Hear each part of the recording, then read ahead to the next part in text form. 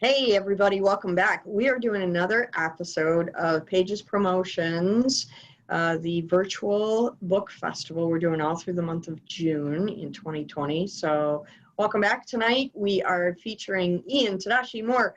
Hi Ian. I don't know where to look. Do I look down there? I'm looking at you, but if I look down there. Yeah. And Kate McNeil is another author who is with us, and she's having some video challenges tonight. So we're just going to do our thing, and as more people come into the room, we're just going to welcome them and, keep going. So Ian is a children's author and illustrator, and he writes really cool folk tales with a modern twist. I don't know if they're modern twists, but I think updated, right? Yeah, maybe. Kind of a new perspective. Is that a better way to say it? Yeah, but I mean, is it a better way to say it? New perspective. That's what I try to infuse. Rather than saying modern twist, yeah. Yeah. So Michael's joining us, so that's cool. Okay. So Tamaishi is this one that we're focusing on this month. There we go. Yay! Can you give us a brief synopsis of the book, pretty please?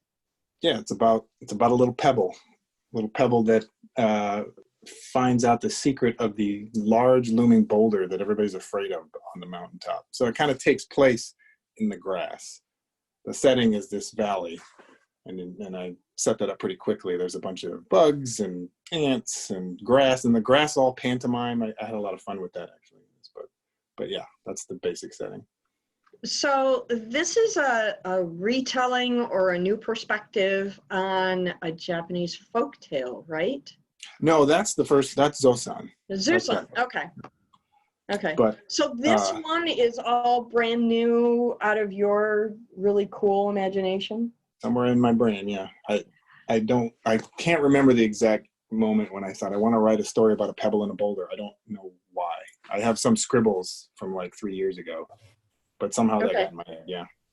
That's pretty awesome that you came up with that. Do you often think on that microcosm level, that really teeny tiny? Because I know, Zōsan is not really teeny tiny, but can you show us Zōsan and give us that synopsis before we actually start comparing the two? Yeah. Just so we have frame of reference. Sure. Yeah, let me take this. This has a dust cover, so I take that off. You can't really see it. Yeah, this one I heard a folk song on a CD, and Elizabeth Mitchell, I think, was the name of the folk singer. She was singing this Japanese folk song. She sang it in English and Japanese.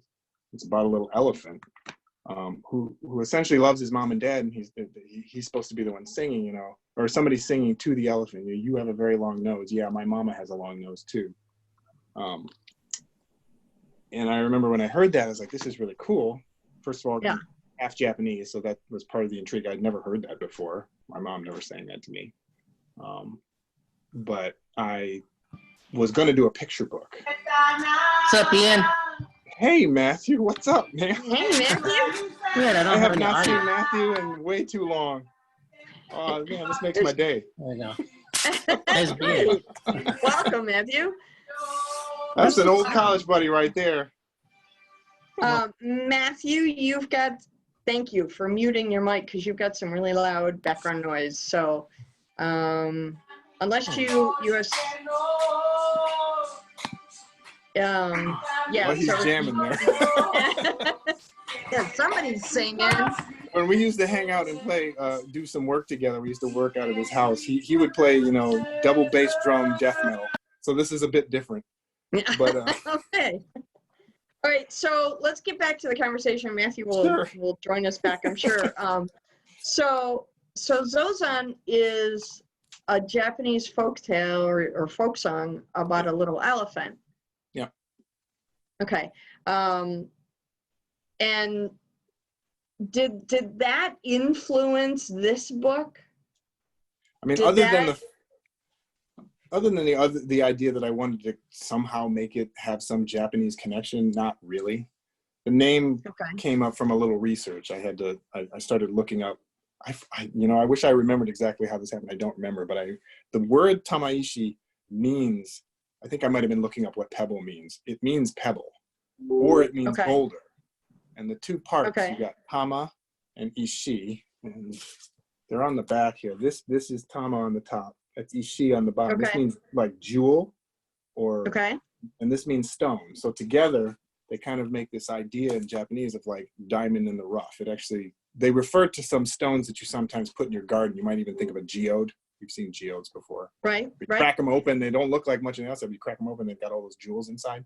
That's what they're talking about. So I loved it as a concept because the character changes. He finds out more about himself.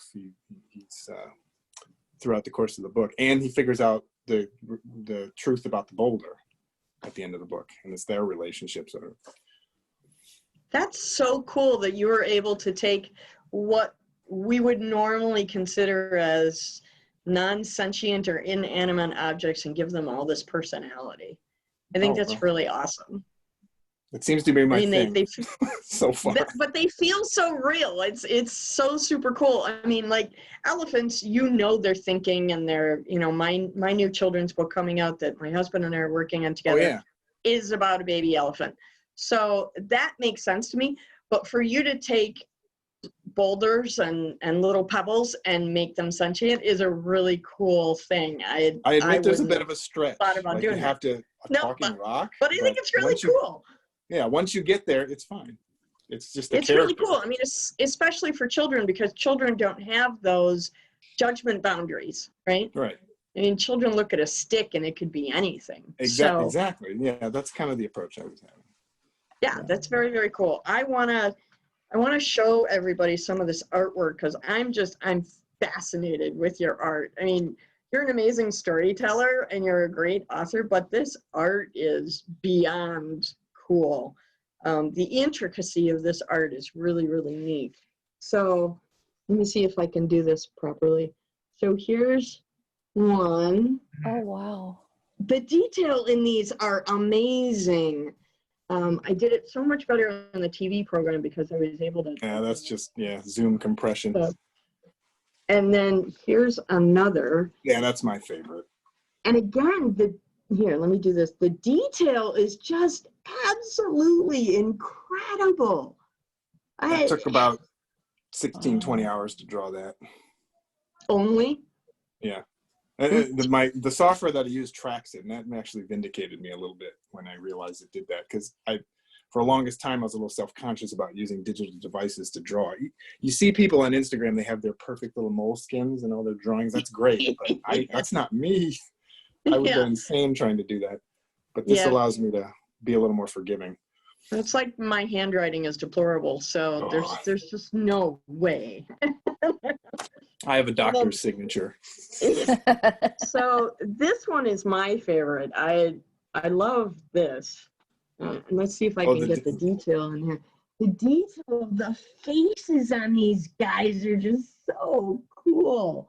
Well, one thing I do like about doing these kind of drawings. So when I was a kid, I remember looking at a bunch of drawings. I can't think of illustrators off the top of my head, but there'd always be something to look at. So while your parents are reading and they're going on and on sometimes, you'd at least have something to look at.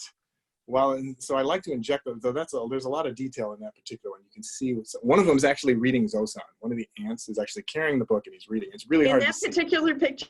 You'd kind of have to use a loop to see it, actually. But really? Walking across the bottom, reading Zōsan. Now I have to look. Get out your monocle. He's right in front of Kiro there. Oh my gosh, there he is. Okay, let me see if I can. This is so cool. So there right here above my finger. Let's see. Oh, yeah.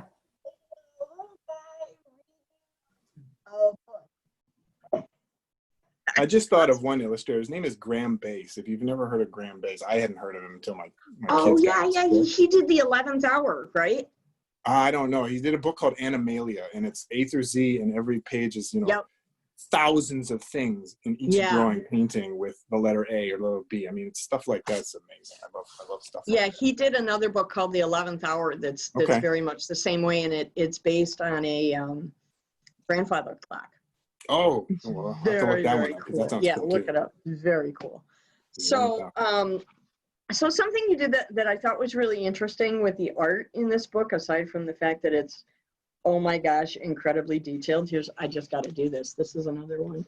He's my favorite character, and I'll get into that in a minute. So yeah, this is just so cool. You alternated between green and blue. Yeah. In throughout the book. It's not black and white, it's not full color, it's green and blue. So can you give us an idea of why you did that? Well, so there's spot colors, right? This is an old technique of printing where it used to be the cheaper way. You look at a lot of some of the really old books. I mean, I'm thinking of like even stuff like, what was that book called? Go Dog Go, P.D. Eastman. Yeah. Blueberries for Sal is a good example. That's printed in 2 spot colors, yellow and blue, I think. Maybe 3 because of black. But that's how a lot of books used to be printed, because it was cheaper than 4-color process before digital printing came along. And I wanted to print a book that way. But yes, there's blue, and then there's this green. And green is sort of, it dips into blue in the part of the book where Tama things start to go a little wrong. Like he gets dropped in the middle of the big ocean, or he finds these never-ending chattering sand granules that just don't shut up. So sort of the middle of the book is in blue, where things are going downhill, so to speak. But then it changes back to green when he gets out of that mess. That's so cool. Now I have to reread the book to watch for that. Yeah, it was a definite that's really neat. Decision. That's very, very cool. So tell us about your favorite character in the book. Nayo. Nayo is a feather. Now, granted, in this book, she's not particularly well developed, which is why the thing I'm working on now is a book all about her. But that character right there, she was put in there as a supporting character for Tama to be sort of this calming figure. She teaches him to meditate, basically, although it doesn't quite work because he doesn't quite get it. But I don't know, she's a lot of fun to draw. Like, I had to do a little bit of research on feathers, and this is called the after feather down here, and it's all very downy and floaty, and her eyelashes, everybody loves her eyelashes because they flow out. And every time I draw her, I got to consider where the wind is coming from, so she's always blowing one way or the other. Wow. So that's been a lot of fun. I thought that would have been a thing, but yeah, she's a feather. Yeah, incorporating that movement is really fun with her, because she's always flopping around. She's never really sitting still. Right. Yeah, it's different than drawing a stone or a pebble that's just there. I had to take little pieces of paper and sort of fold them like Mobius strips to kind of figure out, okay, what happens if she turns this way? You know, that kind of stuff. That's very cool. Michael, Kate, do you have any questions for Ian before I continue to dominate things here? Not so far. I like the aspect where you're really encouraging kids to use their imagination. And like Diana said, just the idea that it's like, okay, it's a pebble, or a feather, but you've already just even like, because I saw the eyelashes right away, and just even looking at the pictures, that you just kind of like just want to dive right in. Cool. No real questions. Other than, you want to maybe, to those who don't know, explain what a Mobius strip is? Oh, well, you take a flat sheet of paper, strip, and then you sort of twist it once and connect it to itself. And then it's essentially a never-ending surface. You start on one side, you'll end up constantly going around the strip. Yeah. But, it's more to get the piece of paper to twist. Like, how does she twist? She twists like this. I was doing that a lot. Yeah, so it's a strip. It's a piece of paper in a loop with only one side. The kids love that when you show that to them for the first time. Yeah. So we haven't been able to do any festivals this summer, which is why we're doing this. I know, it's terrible. So I've seen you at festivals where you will draw while you're waiting for people to come visit you. Do those drawings actually make it into the book, or is that just something you do to pass time? Oh, well, it depends. Sometimes, if things are slow, like they were one time at the Brighton Library, I'll draw on the front of the book. I don't think this one has one now. But I'll do little drawings in the beginning of the book. But Yeah, my new book was a sketch that I drew when we were at Leon and Lulu one time. I was trying to figure out what to do with Nayo, and ideated that story in very broad terms that one day. So sometimes they do. Sometimes they come out of there. Just me being bored. That's not necessarily a bad thing. No, absolutely not. I've pulled out my laptop and written at festivals when they've been really slow. Yeah. So yeah, I get that. Talk to me a little bit about Zōsan, where, and I know you got the idea from the folk song, but you put your own perspective on it. So how did you get the idea to turn that song into a book and kind of make it your own? Well, in the shortest answer is my friend Kate, different Kate, said, "I can't wait to read your story." I said, what story? It's just, it's just the song. And it's just the song and 16 drawings for each like stanza. But then when she said that, I was like, well, maybe I could write a story. I forget how long it took me to plow out that first draft. It probably was a week or so, because it's 12,000 Can you words. show us some of the pictures? Because I don't have a copy with me. Yeah. This is sort of a image I use all over the place. Super detailed, really intricate. The basic premise of this now is that, he, following along kind of with the song, is he discovers these flowers. He never calls them flowers. In fact, I don't ever call them flowers in the book. They're the colors. All of a sudden, his mind is open to seeing these colors everywhere, and he's so excited he wants to give them to his mom and give them to his dad and give them to everybody. Like, wow! Oh, right, because he meets these ants. Ants are showing up in every book I write. They're just kind of wandering around. Oops, there they are. He's like, "Where are you going?"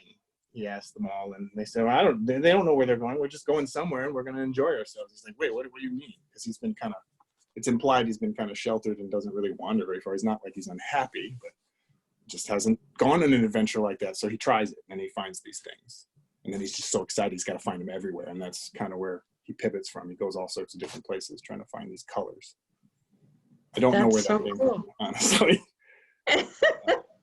I mean, I feel like most authors have the characters talking to you, or somehow the story is in your head, and whatever means it takes to get it out of there. I mean, I don't know how the rest of you feel about that, but it did seem to come absolutely. out of nowhere. Yeah, it happens frequently to me, and I know it's happened to Kate because she's a pantser. You betcha.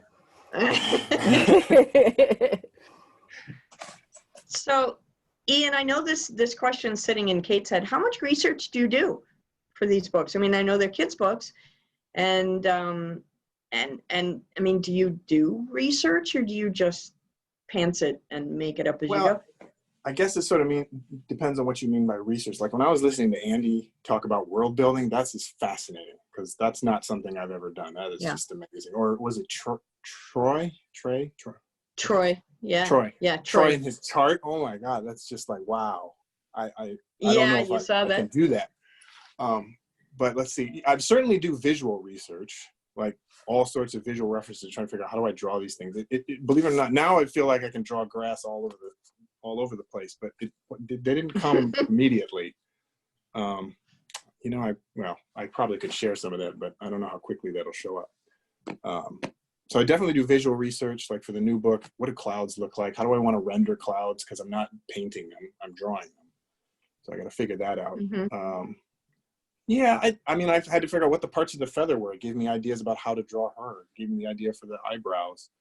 I do a lot of, certainly for Tamaishi, I did some language research, because some of the names, like Nayo is a portmanteau of 3 Japanese words. Forget what they are. I put it in the back of the book. Naru, which means to become. I-E, which is strange, because she's a bit strange. And then O is yes, all right, or okay. And she's sort of this positive character. So in Japanese, that makes no sense, literally. But I like the way it sounded, and I like the way it looked. And since it had some connection to the language, I was like, that's good. So yeah, I do stuff like that. That's very cool. So tell us about the new book. New book. I don't have any examples. I forgot to bring that. Yeah,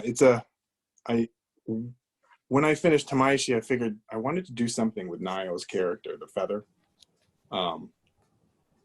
giving her a little more background. So the story now is sort of where she came from, what she's really about. It's actually kind of a prequel to before she meets Tama. And you learn about, because she's alone. She's the only feather out here in this field full of grass, but then she gets pulled up into the clouds and discovers who she really is. That's so cool. And I'm pretty excited about it because I feel like the character development was a little bit deeper. Like I have much better dialogue in this new book. The characters interact in really great ways. Like my editor told me she was really happy with this one chapter where there's a balloon, a red balloon. So more talking inanimate objects, but there's this banter between the feather who wants it calm and the balloon who just can't shut up. And when I started crafting the interaction between the two of them, it was really, it just worked because they're always at odds with one another.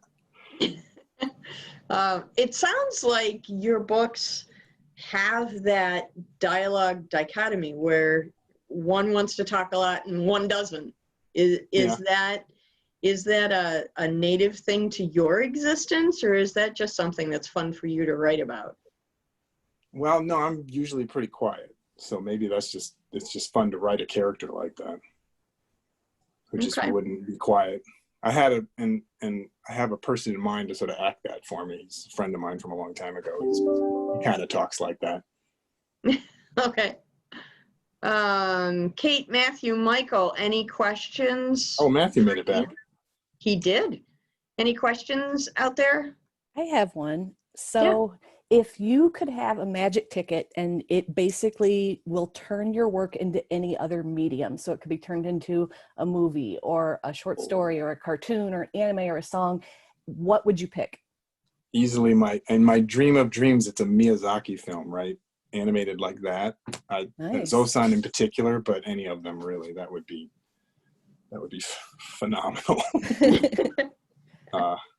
Because I think it would really lend itself well to that, first of all, because I can't imagine these really looking live action, for example. It would lose something.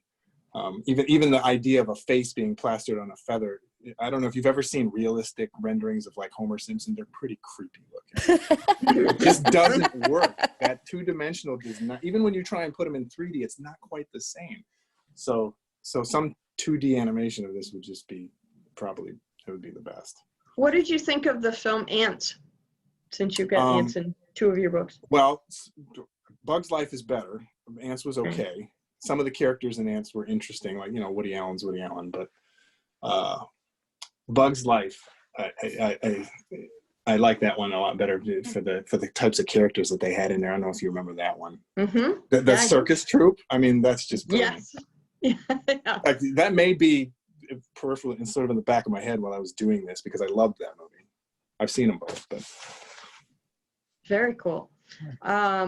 So what attracted you to children's literature as a genre? It's a good question. What is it about that?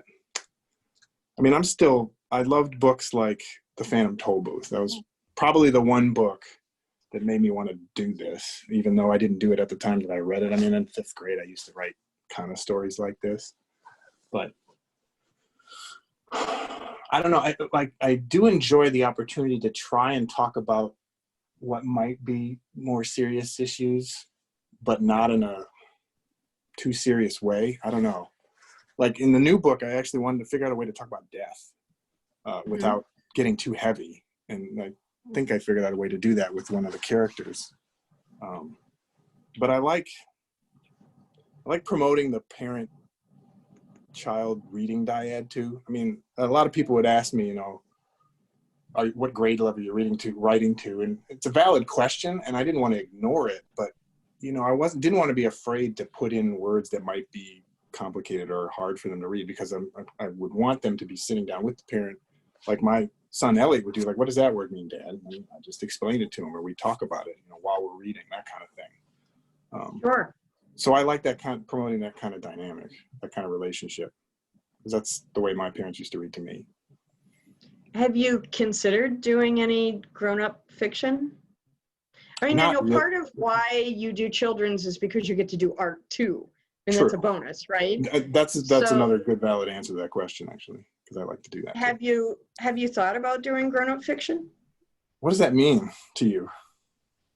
I mean, books not for children, I hate saying adult books Right. because then there's this whole negative connotation, right? It just, people's brains go where they shouldn't be going. But I'm thinking about fiction for either, I mean, your books are really great crossover books because they do have that duality of sharing with an entire family. Could sit down and do these books together. They can read together. But have you thought about doing books just for an adult reader? I mean, not recently. Rather than for children. You know what I mean? Not currently. I don't know how I'd approach that. So you don't have any grown-up stories in your head?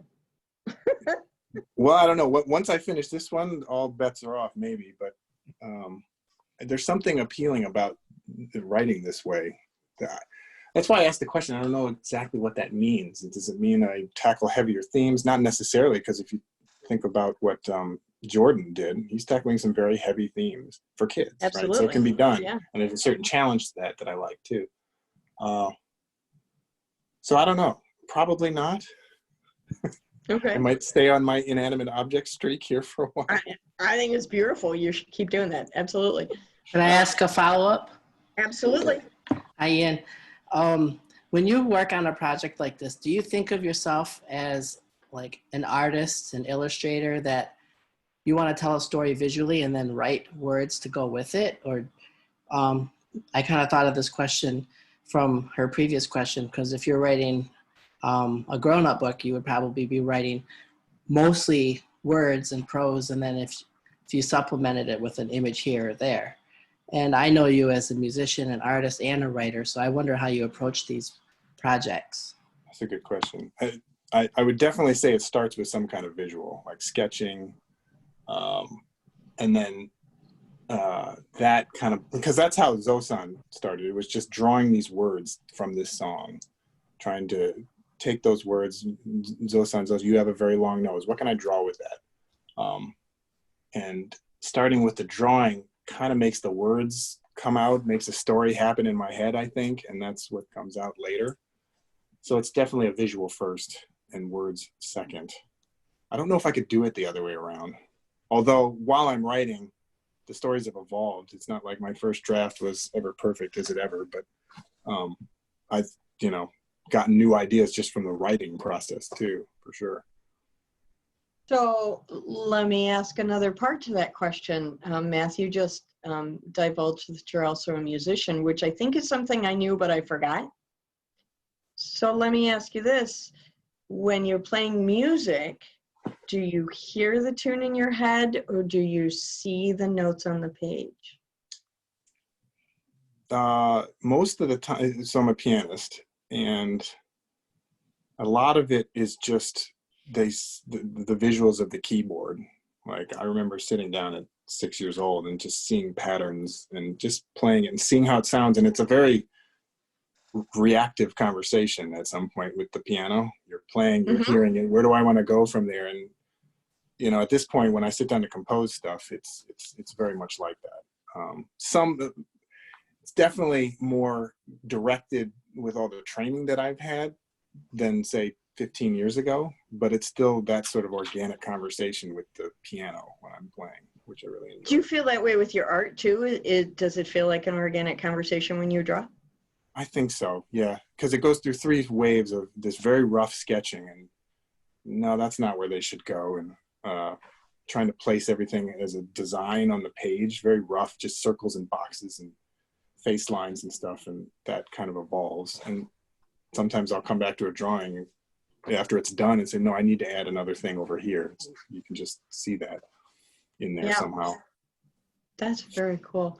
Another neat thing that you're doing is audiobooks to go with your print books. You've done them with the first 2. I'm assuming you're going to do it with the next one as well. Started recording a couple days ago, just the narrator part. Talk to us a little bit about that process, because I know that there are a bunch of authors in our circles that are really intrigued by transposing their work into audiobooks. So tell me about that process. What's that like? What's the creative side of it like? And then what's the nuts and bolts side of it like? Well, the nuts and bolts of it is just setting up the mics and getting a quiet space and running the software and all that stuff. And that, you know, I went to school for some of that stuff in college, so didn't really get too heavy into recording engineering, but enough to do this kind of work. But the creative part, you know, the voice acting, using different voices, you know, I love that kind of part of it too. But it came from listening to some audiobooks as a kid. I still have some. I have a copy of Alice in Wonderland by a company called Jabberwocky. I don't think they exist anymore, but they used to do all kinds of audiobooks, and they would have 3 or 4 voice actors doing multiple parts, and there was incidental music on harp and stuff. And I can't believe that tape's not broken because I played it so many times. But I remember even then, I was like, this would be fun to make stuff like this. Here we are 30 years later, now I'm actually making them. But so what's that creative process like? Well, I mean, what goes on in your head when you're doing these audiobooks? I can't even first, imagine. the thing has to get written, right? That's step one. I don't touch that until I've gotten, although I started reading it yesterday and I'm already still doing edits. I still haven't sent it back to my editor yet. Because I'm going, nah, that's got to go. Because once you really get in the booth and you're starting to record it, you go, dang, that stinks. I got to change that. So it's first just laying down the narrator. That's what I do first. And then while I'm doing it, I kind of try and voice act some of the other parts. I have other people in mind for some of the other ones, actually. But you lay that all out, and then you can start to inject the other voices and start editing this whole thing apart, snipping apart your narrator, getting the best takes, and putting those into compiled tracks.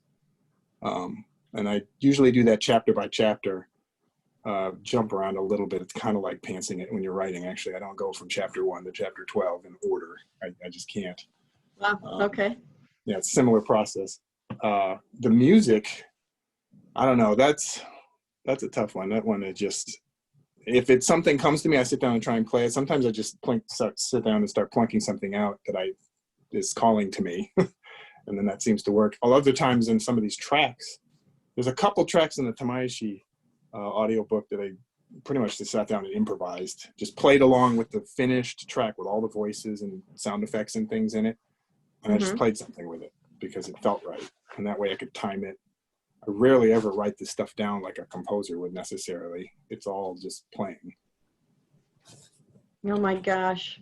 You're a pantser on 3 levels. That just frightens me. It kind of reminds me of like Peter and the Wolf. Oh, sure. Yeah. Yeah. I had a record of that too from Disney. Me too. Oh, yeah. I think we had the same one then. Oh, probably. Yeah.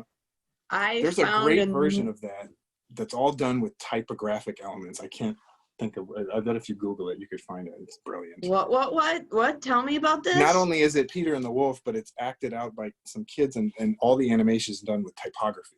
You know, semicolons and stuff, doing all this. I've got to find this. You got to find it. It's really good. Oh.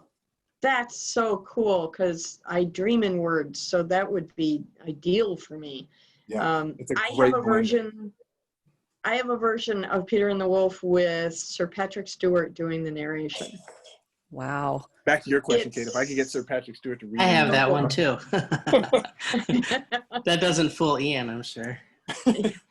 Actually, that's a question I want to ask all of you. If you could have anybody read your audiobook, who would it be?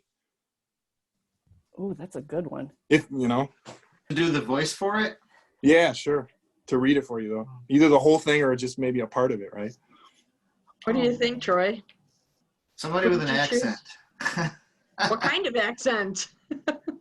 Australian. No, I don't know. Australian.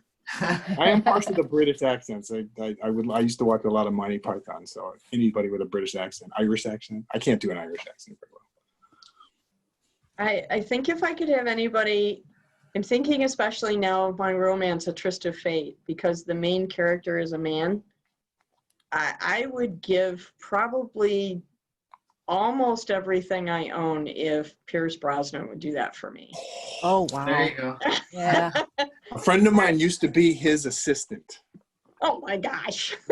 She used to be Pierce Brosnan's assistant. I was like, are you kidding me? Oh, we get that Yeah. job. During the I forgot. era. Wow. Yeah, if I could get him to voice that book, that would be a coup. I should, can't say yes if you don't ask the question, right? Very true. So I should just send him a copy of the book with a nice letter and ask. Yeah. I We guess ventured, nothing gained. Yeah. Kate, what about you? Who'd you like to voice your book? I think because the characters, most of them are Southern, so I'd say Andy McDowell. Oh, that would be grand. Yep. That would be fun. Troy, did you come up with anybody yet? I don't know. Probably, as long as it sounded, I would want more than one person doing it, and I would want special effects and all kinds of stuff. So. Oh yeah, sure. No, I totally get that. So when you have somebody do it, is it like on a royalty basis or just a lump sum that you would pay them, or is it just favors they're doing for you, or what? Well, as it turns out, it's mostly just friends of mine doing favors. I got a friend in South Africa. He moved there a while ago. He's going to do part of this balloon for me here. And we're just old friends from high school and college, and I'm going to play some piano parts. He's got a band with his brothers, his two brothers who still live in the States. So I'll trade him piano parts for doing my belligerous balloon. There we There go. you go. My wife does a barter lot is of a the great way parts, to do it. Christine. Christine's going to play Niall because she played it in the last book, so that's free. Awesome. And then I'm going to get my best way to sons to go. do some parts. Yeah, well, yeah, that's true. She's an actress, so and right now there's no theater, so she's kind of happy about it actually. Yeah, yeah. Which you know, you got to keep in practice. yeah, her show got canceled like the day before opening day. It stunk. Mm. Oh, Yeah. crushing. Yeah. Michael, I know you just published a short story in our latest anthology. There's a couple in there, actually. Can you think of who you might like to have voice one of those short stories? No, actually, I was thinking of the romance novel that's almost complete. Mm-hmm. And there's basically two characters. I don't know who I would choose for the male character, but the female character, because I kind of picture her looking like this, would be Megan Fox. Oh, yeah. Okay. Like recent Megan Fox or like 10 years ago, 15 years ago? Oh. He's Does it really matter? Um, And if she, just to lend some context, Michael is writing a new adult romance. yes, Cool. So definitely adult. yeah, it's new adult, so it's older As opposed than to old. Well, no, it's older Yeah. than YA, but so the new adult genre is college. Oh, really? Those years. That it's actually it's a genre that came out probably 8 or 10 years ago. It's actually a So- legit genre now, and they call it new adult. Yeah, New like- adult is between adult and YA, huh? Yeah, Something it's like like that? those college years. Sure, when you're, that is you very know, different. I Like guess I'm not up on all my like genres. 20 like No, I- 20 to 26 is like what Yeah. they call it. like That's new early adult. 20s. Okay, sure, yeah. Early 20s. Yeah. Vaguely remember that time of my life. Well, and you know, Oh, my memories. they went from 15 years ago we had 12 major genres, and now we've got 35. No So wonder I Serious? can't keep track. Wow, yeah. No idea. yeah. Yeah, with one of the scenes that I wrote earlier this week, that's definitely not YA. Family show, family show, Yeah, that's why it'd be family show. adult, but not YA. If we say YA, then younger teens are going to want to pick it up too. No. Yeah, no. I'm always afraid of that with mine. At least the one. Right. I wouldn't even know what to tell somebody if they walked up to the table at a show and they were younger and wanting to buy that book. I'd say you can't do that. I don't even know what I would do. Ask would them if not they wanna can be in legally that. drink.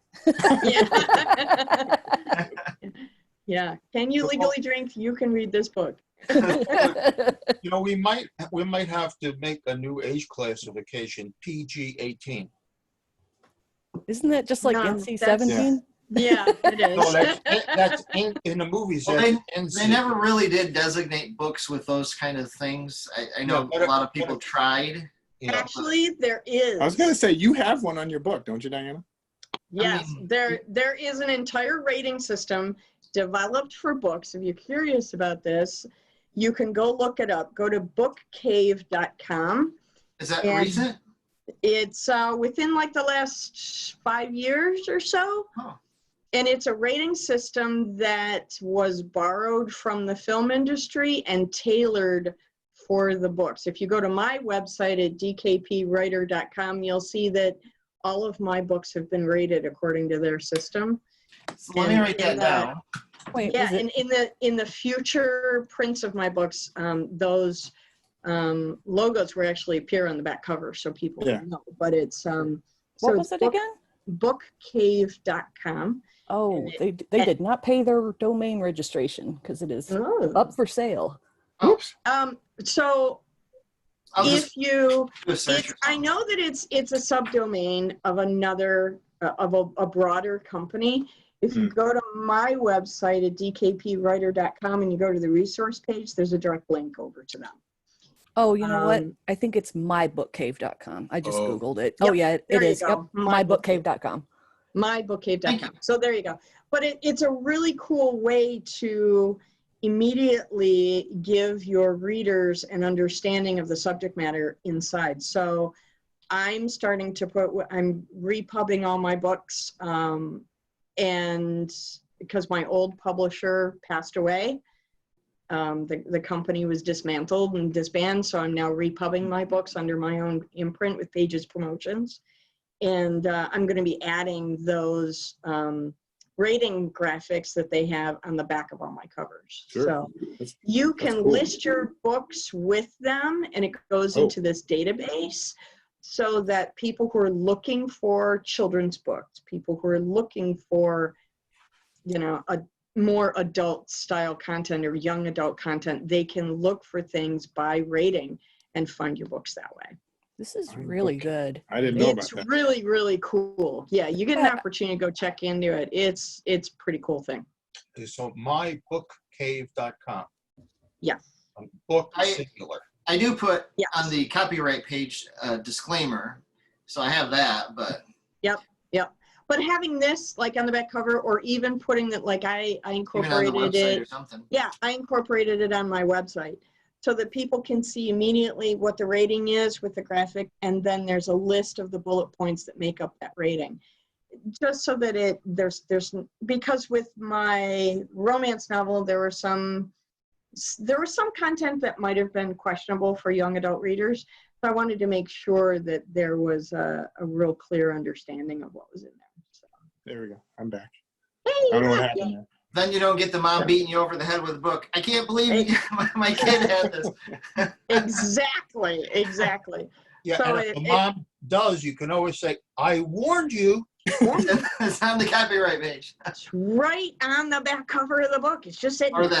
that. Yeah. So, but it's good because if you're writing middle grade or young adult, they have some very specific ratings that might be deal breakers for middle graders. So it's just a good way to go, I think. Or like if a But teacher wanted to get a bunch of them for a class reading, she would just go, hey, these are for my age group for my class. There you go. Yeah. So I think it's a good program to be a part of. And it's a great way to make readers understand. And I was planning at book festivals this year, but I didn't get to. I'm taking those ratings with me on a little placard so that people would understand. Oh, yeah, because I don't think very many people would be familiar with it. So, but still, Exactly. Yeah, but I'm pretty easy to gonna. understand. I made up like a 5x7 kind of thing in a little frame that says these are book ratings and this is what they mean. So Yeah. So there you go. Something new there. Ian, you've got a special going on this month. Tell us all about that. Yeah, well, I set up my store, iantm.com/books with a Pages promotion, all one word. You can get $2 off my book. Awesome. Very, very cool. Thank you for doing that. Well, and there's a Kickstarter running to raise funds to print the new book. This is the cover of my new book that's coming. Can you move that a little closer? I was your first supporter, Ian. Awesome. I think that's Yeah. the Yeah, you artwork were. is, You actually were, Matthew. page. Thank you. What's that? Say that again, Matthew. What? Oh, I got his email at like 4 a.m, so I went on there and I was his first supporter for this new one. What are you doing up And- at 4 in the morning? And I always buy the. I have a child now, and he woke me up super early. What? Yeah. See how long it's been since I've talked to you? I know that. Yeah, I always buy the book and the audiobook. Dude, we got to talk later then. All right. Yeah, you guys connect after we're done with this. Yeah, absolutely. Troy, what were you saying about the Kickstarter? I saw some of those the artwork for that book on the page on the Yeah, in the I put group. it up there. Pretty cool. Thank you. Yeah. I mean, my favorite book growing up was Where the Wild Things Are. And now it's just like Where the Wild Things Live. I mean, you're playing off that a little bit, right? Sendak is one of my favorite illustrators. Okay. Sure. Yeah, it's gonna be great. Because he used to do a bunch of Chicken Soup with Rice is a really great book. The early book of his. Yeah. Little Absolutely. Bear. I love Little. You guys read Little Bear? He didn't write that, but he drew that. Those are just precious. Very, very. And all very mostly pen and ink, and it's great. So tell us just real quick about Kickstarter and how it's going to benefit your book, that people can go to your Kickstarter page. And don't forget to mention where on Kickstarter they're supposed to go. Oh, well, so I set up a subdomain on my site. So it's KS for Kickstarter.entm.com. IANT as in Tom, M as in More.com. That'll take you to the Kickstarter. I've been using that for the last 5 years to help me sort of basically pre-order these books. Because I don't know, it seemed like the better way to do it. Because, well, first of all, I'm doing printing on an offset press, which is a little different. So I had very specific goals, but I don't know. I didn't think it would work the first time. So I was thinking, what do I got to lose here?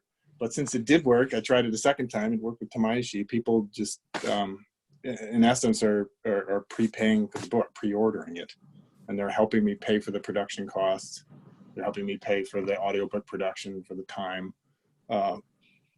Admittedly, it's not the full cost. I'm paying a lot out of pocket for this, but it's still definitely helping me do it. So I'm hopeful it'll come through this third time. We're about 40%, I think, today. So almost halfway there. It's absolutely awesome how Kickstarter and other crowdsourcing things like this can help authors. And it's something that up until just a few years ago, we hadn't even considered. There are tons, and I'm not lying, tons of children's book authors on there. It's hardly a lonely playing field here for somebody like me. So it's not, I don't think it's that uncommon. All sorts of graphic novels all over the place. And of course, not all of them get funded. It's an all or nothing proposition if you don't make your goal. So you have to plan quite a bit to figure out what realistically do I think I can market for, and budget, and how many people are going to come to this thing. Because unlike, say, Indiegogo, or I think the Rocket something was another one, if you get a partial funding, you get it. They take a bigger cut, but Kickstarter's all or nothing. So you kind of have to plan for it carefully. So when's your funding deadline so that people can know? It ends July 13th, which is a Monday. Still, 2-3 weeks to go. Plenty of time, but there's always, I've learned from the two that there's this spike and then it plateaus for a little while, and then you just keep posting, because a lot of this is just cutting through the noise. There's a lot of noise on social media, and I don't have a huge following by any stretch of the imagination. So it's just like, hey, you got to keep doing it. So when you say all or nothing, are you saying if you don't meet the goal, they don't give you the money or something? How does that? They don't take anything from anybody, and they don't charge anybody anything. Gotcha. But they don't give me money either. So I do have sort of a plan B. So everybody doesn't get charged for it then? Correct. Yeah, they hold it like in escrow as a promissory note, and then if Ian meets his goal, then they call in on the promissory note. Yeah. They call them pledges. You pledge. Do they allow you to change your goal if it's not getting close enough to where, like if it's $5 off and the deadline's coming up in 2 hours, are you able to lower that $5? Nope. Oh man. You just better promote like crazy and plead with people. I did that a couple times. With Tamaishi, I was like, look, I'm at 95%. Please, somebody be my last 3 pledges. That's when you stay up till 4 a.m. doing that. So for the next month, that's sort of my afterlife after work, is doing that. Any other questions for Ian before we wrap up our meeting here tonight? Anybody? No? Okay, Ian, give us your website again, and then one more time, what's the special you're running?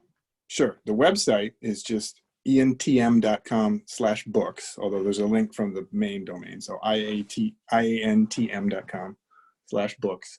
And then the coupon code, if you're checking out, is Pages Promotions, all one word, no spaces. I don't think it's case sensitive, but I put it in lowercase. So okay, and that's how readers can get signed copies direct from you then. They go to your website to do that. Yeah. Then go there, sign copies for me. I'll even put a little drawing in it. And $2 off Tamaishi for the course of the month. You're awesome. You're awesome. Thanks for doing this. I really appreciate it. Oh, thank you. This is great. Thank you for taking the time to sit here and chat with me again.